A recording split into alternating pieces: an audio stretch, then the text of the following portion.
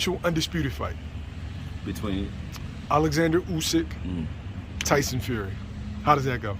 I think Tyson Fury hurt Usyk due to the fact that the one thing that Usyk has at the heavyweight ranks that is his advantage is his movement. And I think in this fight we saw like his movement, now that he's come up in weight, he's not as fluid, and his hips and his change of direction isn't as fluid anymore. Although Tyson Fury's is. Tyson Fury, I think he can carry his movement up to 300 pounds and still be able to move because he's just a naturally bigger guy. And he comes from that Kronk lineage. When you think of like guys who know how to use their weight, a lot of them come from a Kronk gym, like Lennox Lewis, you know what I mean? The Klitschko's. They were beating guys with jabs and just weight distribution for a long time, you know what I mean? Michael Grant versus Lennox Lewis. Lennox was on his neck half the night because, you know, that makes it so that your punch tolerance ain't the same, you know what I mean? Because people think that a jaw is what really is, your chin is what it is. It's not. It's like you got a light switch at the back of your neck. Your head goes too far to one direction, you knocked out. So when you got somebody leaning on your neck, beating you in the back of the neck, putting their weight on you all night, that has its toll. And I think Tyson Fury will understand that coming into that fight with Usyk. Plus Fury can switch. He can go southpaw, he can go conventional, he can do either or, and he moves pretty well for a big guy. He won't let Usyk just dictate the pace of that fight. He will not. I think he'll put his body on him, he'll hurt him. Usyk versus Joshua was just a good matchup because Joshua just doesn't, he's not a mean guy in the ring. He's a athlete.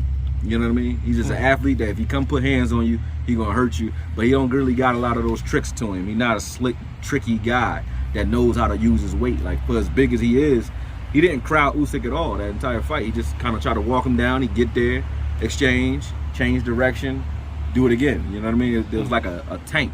You know what I mean? He's not really that guy. When it comes to finding a guy and like leaning on you and doing the little dirty stuff that it would take to bring out that attrition, you know, in Usyk, he didn't have that.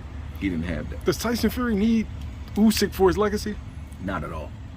Not at all. Tyson Fury's rubber match with Deontay Wilder, although, like I said, the second fight, I honestly think the first fight Tyson really wasn't hurt that much. It was a little bit more showmanship to that when he went down.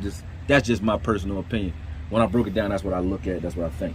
Second fight, I do agree with Wilder to a degree that something was going on with his gloves and something was going on with the dent in Wilder's head. So the way he came out and definitively beat Wilder in that third fight, I think that was what he needed to solidify his legacy.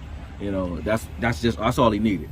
Outside of that, you know, obviously, you know, I heard there's legal issues and things like that might be leading to him wanting to retire too.